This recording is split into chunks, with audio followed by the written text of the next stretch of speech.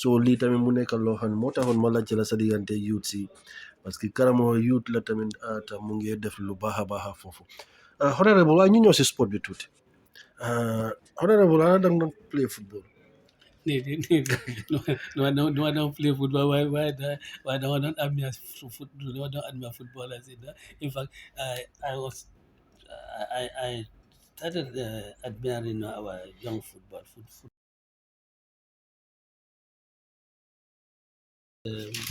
Big fan of Real de Banjul. Real. Because in those days, most of the players were people. They were not my classmates. They were in lower class than me, but I had known them in school. Yeah. And that, maybe that affinity I made me really support Real, and I developed a great deal of interest in football. In sports in general, but football and wrestling really were the ones that I was really interested in. And for that reason, I swing national team. I was. I'm a great fan of it. Let me say, in fact, in those days, I think a lot of real players were in our national, we are in our national team, and I guess that really pushed me to made me gravitate to our national team a lot. But I think we have come a long way. We have really come a long way. Football, let's say game or hamne, you lose or you win. We competed and got to the center of the competition. There are states that there were countries that did not go to Ivory Coast. We went to Ivory Coast, and we went to Ivory Coast because we want to make sure that we bring that coveted cup to the Gambia. Loolu rek moo ñu fa yóbbu woon. It was not just pour ne ñu ngi fa nekk rek dañ fa nekk rek. No, dañ fa dem ak aim, ak purpose, mooy pour is cup bi back.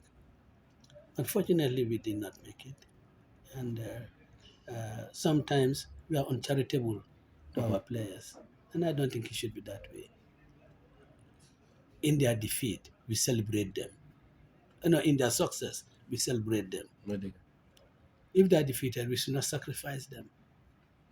We should still stand by them, encourage them, and say, look, we've missed out this time. But next time, I'm sure you will make us prouder. I mean, the last AFCON, when they went to the quarterfinals. Yeah, they make everybody proud. They made everybody proud. And man, if we all had our way, they would go to the quarterfinal and they will also go to the semi-final. And probably even the final. Why that didn't happen, so we should not be condemning them. We should really encourage them and tell them they have our confidence, they have our support, they have our prayers, and that the mistakes they might have done. I mean, Barry, very brave. He's really very, very brave. Come out and say, look, I apologize to Gambian people. I know I've disappointed my fans. I did what I shouldn't do. And that is what we expect. Yeah. Yes, they will also look at their games, see where they have gone wrong, and try to remedy it for future games. Okay. But I think also the great source of their encouragement should be from home here. They should have the infrastructure available to them home here. Now, they shouldn't be going out to play their own home games. Honorable, foofu laa bëgg a ñëw ni sax bëgguma ñu yàgga foofu na because jël naa sa time bi too much waaye Gambian yu bari especially ñu nekk diaspora seen joytu moo nekk ne this government even si sport bi dugal nañ fa politics it is killing our sport right now because gis nañ ne su ñëwee si wàllum stadium bi and other things ñoom loo wax rek ñu jëlee ko politics even Ivory Coast dem bi foofu sax def nañ ko politics. Well, I'm not sure the contractor who was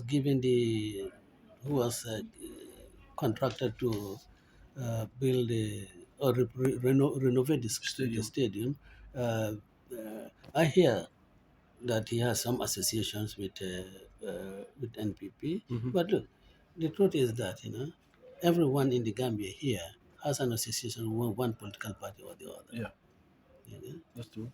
What should not happen Hmm. is that that association should not be used to the detriment of the Gambian people. That is what matters. But everybody if you are not a member, you are probably a sympathizer Of course. of one political party or the other. So the contractor, people tell me that he's not qualified to handle such a contract. And that is why I think that is on account of his political affiliation that he has been given that contract. But really, we should not really be giving contracts to people because of, I mean, our affinity with the person politically, or even other relationships. What should be the consideration, the only consideration, the competence of the person to carry out the job. If the person is competent to carry out the job, no matter what his political affiliation, he should have the job. It is sad that we are unable to really uh, hold our home games in the Gambia here. Yeah. It should never have happened. And I think we must make sure that that does not happen in the future. Okay. Look, uh, really, I think the government has opportunities, you know, to get even a brand new stadium for Very the true. Gambia. They have the Hmm. opportunities, and they should exploit that opportunity. They should really exploit that opportunity. You know, well, and I'll tell something off the record. Okay. Honorable, finally, ñu ñëw si GNOC sa diggante GNOC. Well, it's sad. Well, Smadiganta GNSC, I think I'm being treated as if I have never been a member of the GNSC. Yeah. Nobody tells me of the activities. Nobody invites them to the activities. May Day Sports. It's soon when we are there. You're not going to introduce. When they hold it, nobody tells me of anything. Nobody tells me anything about it. I'm not sure whether the same thing, uh, whether my other colleagues who were there are affected the same way. You know? One thing, and I'm very grateful, the late George Gomez, George Amos, yeah. my big brother, he was the executive secretary of GNOC. In fact, he uh, was working on something called for instance, national sports policy. Hmm. He took me into confidence, and shared his thoughts with me. I think he was trying to organize something like the Dakar Banjul marathon. Marathon. Yes, and all this, he took me into his confidence, spoke to him about it, and then said, what could do. I appreciated that. But I can tell, I do not know today who is the president of the GNOC. But like, Muson nga nekk a I was the president first. or a member? I was the first vice president. The first vice president. Yes, I was the first vice So president. right now, duñ la dee wax dara about GNOC. And the Wrestling Federation, which I was the president for, I brought up wrestling. Wrestling maa ngi ñëw foofu I noonu brought up because dégg wrestling. naa ku bëgg a wrestling nga Yes, tamit. yes, yes. I brought up wrestling, to a standard, but would never occurred in the Gambia until 1994, when politics got into it. Because in fact, the modern insist, Borom RNE, senior living combine, senior dog Borom combine, New Jail insurance. Mhm. On the new job award the combine. Insurance on them so that if they're injured, because time bo che jamano jo bore da nga ne kuy baku ne diw sangam Waaw. mako def li Mhm. be dama ba dama losa mako def li ba dama tankam dama lo xam. If that could happen to anyone in the sport, then I think it should be properly protected. It should be properly secured. Many look to farm dama bugan pour ñu introduce insurance so that ku gañu whilst you are wrestling ñu mëna la fay compensate. Oh yes. And then I'm going to introduce ko into the army because I mean, it's people. It's meant for people who are physically Yeah. fit, and the members of the armed forces. I think that they were one of the conditions where Nigel Moy physically he was very fit. Yeah. So I thought that they could put that so that at the international level they could have training so that at the international level they don't represent Gambia. So all those were my thinking about it. Why the rest of the time I don't know whether it's taking place now or not. So as a former vice president, so Belegi do they do not they were about wrestling. No. Lan moo waral lool. Well, I guess Ndax boobu tamit dañ ko jëlee as a well, politique. maybe I don't really know. I don't really. Hey, na ñoo mun a wax lu tax. Ñoo mun a wax Waaye lu tax. honorable, don't you think that lii tamit mu ngi rey so many things in the Gambia right now because lu nekk gaa yóbbu ko si politics bi. But that should not happen. Well, especially Chimbiri sports. There are two things: sports and culture. Loolu Portugal ci war ci dugga. These are things yoo xam ne ñu war a unify. I mean, when I hope the National Council for Arts and Culture, nine put together. Living in Nakalakawa, there was this cultural group, composed of Broncorai, Yeah, I think Tamai, Gambia Cultural Association, something like that. yes, National Troop. National Troop, yeah. National Troop. I think we should put them together. Because you have very young, talented Gambians ci Ochisose, ci Poli, ci Olofi, in all other tribes. Young Hamne, they can showcase swing culture, and show our true Gambian identity through those various ethnic groups. The living with the national truth, all of your sources, you may have ñii di xalam, ñii di kora, ñii di woy olof, ñii di woy soose. Sometimes when I see Senegalese TV, I just how the people are performing Daniel Sorano, I say, well, am na native yi ñoo xam ne mun nañoo def. Of course. If I see Mali on Mali Tel TV, Geweli, ñoo li fi ne dañoo xawaare, Sumung. I say, look, we have people who can do this. Because I know, particularly among the Mandinga guerrillas, I know the very, very good ones. Two Saturdays ago, I was at a christening, and there was this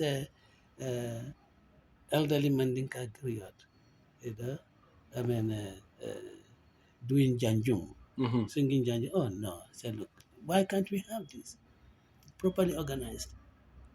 And then you can have a place where they can meet.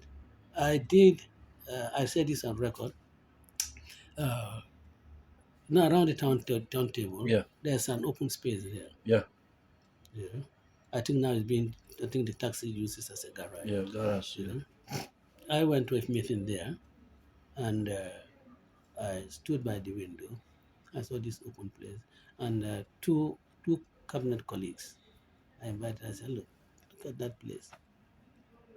Can't we use that and build a theater, a national theater, so that we can have something like Daniel Sorano there?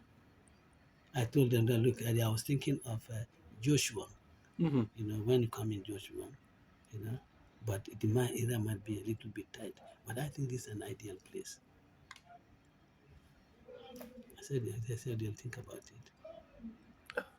But I think these are the sort of things that we should really be addressing. We want to keep our culture, our traditions. We want to keep them alive.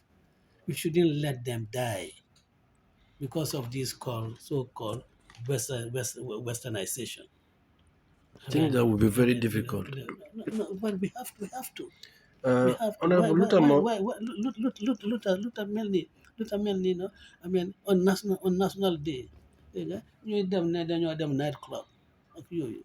Xam nga mun nañoo lifin, go to those, well, ñu bëgg a dem nightclub, waaye mun nañoo am programme at ci national theatre. Invite the president to come there. Utama laajte li honorable parce que every Saturday dama dee am waxtaan ak Gambian artistes yi live dama ko dee def Why artists you bari so leen about this Gambian cultural group lu ñu dee wax léegi there is no more Gambian cultural group individuals yi right now ñoom ñoo form loolu rek parce que comme arts and culture supportuñ leen they not doing anything for them. So moo tax question bi bëggoon naa ko ubbi bu baax waaye jël naa sa time too much te bëgguma waste sa time bi too much parce que gis naa ne amuloo time bu baax waaye honorable finally ñu ñëw si UDP 2026 UDP lan lañ war a expect from UDP 2026. UDP 2026 de 2026 for UDP yaakaar lañ am pour ne dinañ form government yaakaar boobu lañ am. That the same agenda la ba léegi. Well, of course, we have the 5-point agenda. But the 5-point agenda is relevant for this country in the next 20 years.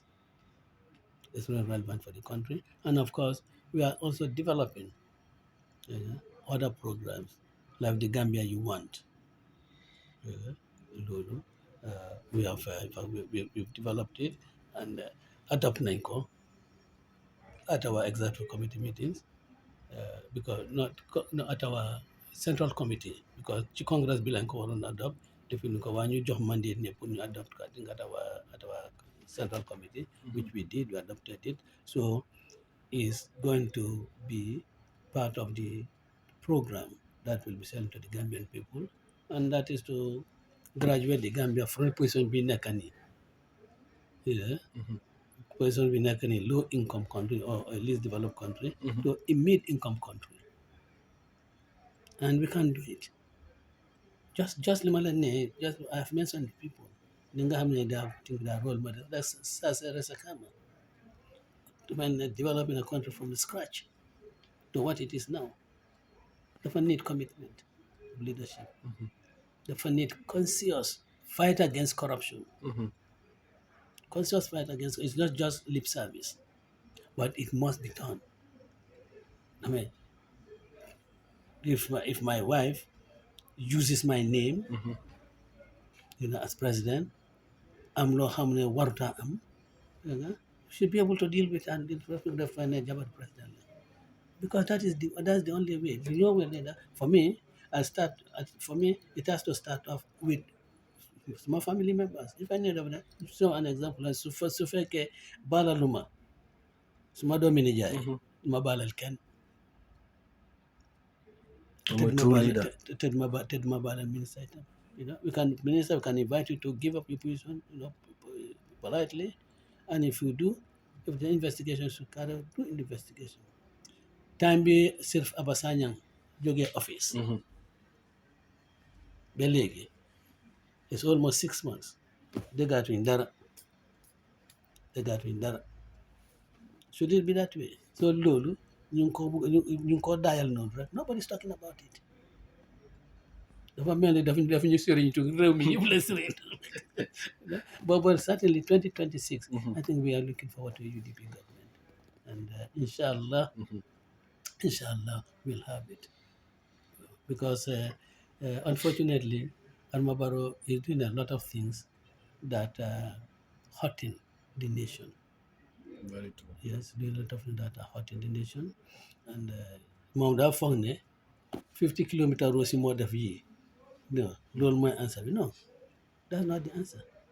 Tenga nyine kasi bir bijulo, bala nyo aga ci yoon bi. Fii nekk na foofu nga war a toppatoo. Because bala nyo aga ci yoon bi, they have problems. They do not have problems, but also do not know how to manage those problems. You get send doom yaa ngi tëdda amuñ reer. You get xëy suba. Borom kër xëy suba. Génn néegam. Mu ngay dem. Ne dafa dem ut fu moo dem. Bàyyi fa dara. Waaye ne dafa dem. Yaakaar ne dafa am dara ba pare su ko amee loolu isi ko kër. ñu mun a dem those are the things that really loolu lañ war a address really. And then yoon yi baax nañu but those are the things that we should address. Right. So bàyyi nag Barrow It's not paying attention to that. Barrow thinks that no, just learn, man. Yeah. And road all they are not good. Sabak Sanya, yon bo Sabak Sanya, ma for them small papa. Door na diahu. Door na diahu. Okay, Honorable. Finally, bi moom foog ma laajte moo nekk ñu nekk diaspora ñu bare ñu ngi wax gis ne sa meyo yi they doing wonders ñu mel ni Talib Yankuba ak Rohi ndax bii moom mooy final question bi nag ndax Honorable daf dee oo ñii di leen wax comme Gambian yi yaakaar buñ am si ñoom ndax ñoom xam nañ lan lañ war a def. Well, ñoom xam nañ the values of UDP, xam nañ taxawaay UDP lan la, xam nañ lan la UDP la. So they don't need to be preaching. In fact, they are the ones who are preaching to the people. Ne UDP li la UDP ga looloo tax ñuy def lii. ñu ko def lii because lii is a reflection of UDP. Te in fact soo leen joxe UDP government pour mu run the central government li ngeen naa gis ni ci local government at local government level you will see greater things at the central government level. I don't call them to tell them because they know it. Because these are the things that make them to be members of the UDP. Dañ ko gëm. Honorable demolition bu nekk KMC ak West Coast Region lii ndax baax na. You know, when keep the roads clear. Yeah. I'm absolutely can what I want to load is not right. Yeah. Load is not right. Can do one hour. Why? They are just limited to that. Barka de mamang pa through Sukuta. Yan binaka yon the board love health at binaka Sukuta. I mean, then I carry. Yeah. You demolish land. Just I tah your hamne de len Daniel. Yeah. But what has got lo hamne mungchiko? What has that got to do with the road? Te yo do wax ne li buñ ko don sampa government yeguñ ko kenn du fi sampa tax in this greater Banjul te jël permit te ci sa plan bi da nga wone the land area on which you have to build on and on the basis of that nañ jox la lifin li ma wax li ñaka yermande la. I mean they are not doing this with any human face. Man, I don't know li ndax parce que président Barrow dafa ne mu ne mandate bi mu nekkoon comment ko mu ne mandate bi nga ko jox daf ko doxal waaye dama ne mandate bi nga ko dox mooy pour nekkul mandate pour jooyloo Gambian si dañ ko jox mandate pour def things yoo xam ne dafay kontaan loo Gambian si dafay tax Gambian si ñu am li fi moo cofeel pour moom waaye nekkul mandate boo xam ne dafay jooyloo Gambian si jigéen ñi nekk ci gaaraas yi génne leen foofu te ñooñu foofu lañ dee foraatoo danga mu aaye leen loolu nit nga lifin def bulldozer bi si diggi saalam bi amee loolu lan la te danga gis ne areas yooyu moto sax duy jàllale foofu nga gis other in Lamen other area NTC Lamen lifin naka ci kaw. What has that road obstruction? It doesn't do anything with road obstruction.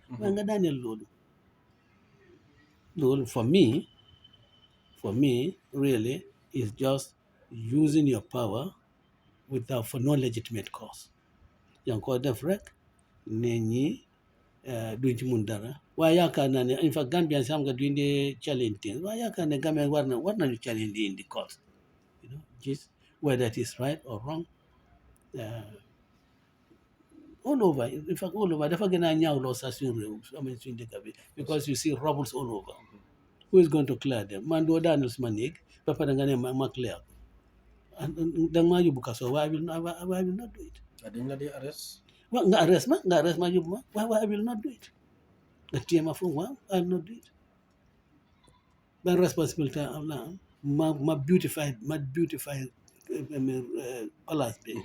Ku ñëw gis palace bi ne oh yes this is a beautiful place léegi nga ñëw nga gis ne c'est a dump site ma bañ ko yóbbu nga ne danga ma arrest ma soo arrest dinga ma woon ci banduwaar laa yaa because yow yaa ko def su fekkee man maa daaneel I have an obligation to keep away te li ma wax bi ñoo biir bi ñoo def all these things government ñu ngi toog ñu gis nañ ko ñu ko commencé woon ci jamono Sir Dawda Kairaba Jawara mu ñëw ci jamono Yaya Jammeh mu ñëw ci jamono Adama Barrow ñu ngi koo gis defuñ ci dara ba léegi mën nañoo def seen régulation new in future kuy build it must have to do it this way waaye ñu def nañ ko ba pare waay ku am yërmande ku am xoli yërmande pour nit yi waaye doo def loolu lii nag li mu wonee ne Adama Barrow has absolutely no sympathy for the ordinary Gambian people, especially those women in the marketplaces, in the markets. You nga xam ne ñoo ko tàccul parce que lii this was not selective, pour ne dañ ko def kii parce que kii UDP la wala ndax kii doy la defuñ ko noonu dañ ko def across the board ñu ko doon tàccul ñoom ñëpp mu ngi ci and it shouldn't be that way. You use your mandate to maximize the happiness and the welfare of the people, promote their welfare. Why don't they list pour in this way? Ni naka di joy. Na am ñaari jabar dëkk ak seen doom boobu ñoo di dëkk ak ñoom ci benn saal because seen bedrooms are affected. And it's not done. And these are the things that this government is going to suffer for in 2026. We'll tell the Gambian in 2026, certainly. And we have started it to tell Gambian people, I'm saying German, so I'm doing on definitely. The Santa Yala, you go deaf in front of cameras. Yeah. So you cannot deny it. Okay, Honorable, thank you very much for your time. Dinañ la wax jërëjëf te sa gars yi tamit maa ngi wax gars yi jërëjëf parce que yombalal nañ ma everything Honorable di la wax ne rek li ngeen bugg rek yal na leen ko yàlla defal yow tamit nga yàgga suñ kanam parce que yow comme man nu ma dee wax rek sa gannaaw wax naa ko yow monument nga yow Gambia dañ la war a celebrate te ñu génnee politique bi fële man duma woon ne fii laa dee support waaye nag su ñëwee si reality dañ ko dee wax so yow ku la xamul rek toogutaa yow so ñu ngi laa wone thank you very much di la ñaanal jàmm